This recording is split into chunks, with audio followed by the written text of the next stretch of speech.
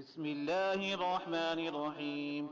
هل أتى على الإنسان حين من الدهر لم يكن شيئا مذكورا. إنا خلقنا الإنسان من نطفة أمشاج نبتليه فجعلناه سميعا بصيرا.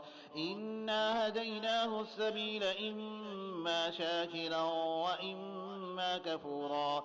إنا أعتدنا للكافرين سلاسل وأغلالا وسعيرا. إن الأبرار يشربون من كأس كان مزاجها كافورا عينا يشرب بها عباد الله يفجرونها تفجيرا. يوفون بالنذر ويخافون يوما كان شره مستطيرا. ويطعمون الطعام على حبه مسكينا ويتيما وأسيرا. إنما نطعمكم لوجه الله لا نريد منكم جزاء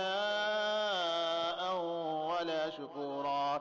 إنا نخاف من ربنا يوما عبوسا قمطريرا. فوقاهم الله شر ذلك اليوم ولقاهم نضرة وسرورا.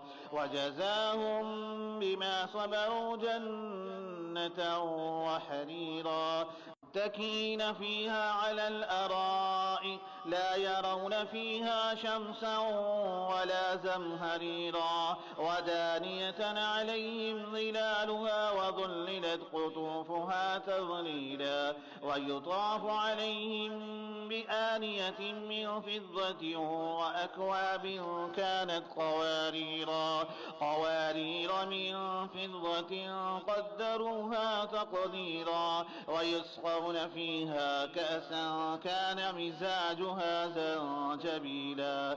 عينا فيها تسمى سلسبيلا. ويطوف عليهم ولدان مخلدون إذا رأيتهم حسبتهم لؤلؤا منثورا. وإذا رأيت ثم رأيت نعيما وملكا كبيرا. عاليهم ثياب سندس خضر واستبرق وحلوا أسابر من فضة. وسقاهم ربهم شرابا طهورا. إن هذا كان لكم جزاء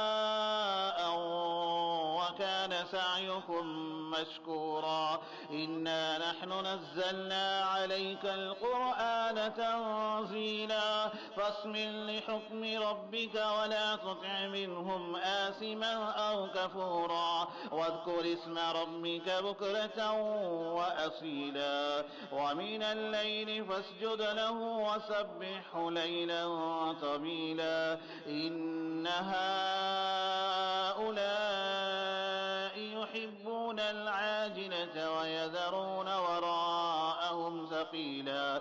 نحن خلقناهم وشددنا أسرهم وإذا شئنا بدلنا أمثالهم تبديلا. إن هذه تذكرة فمن شاء اتخذ إلى ربه سبيلا.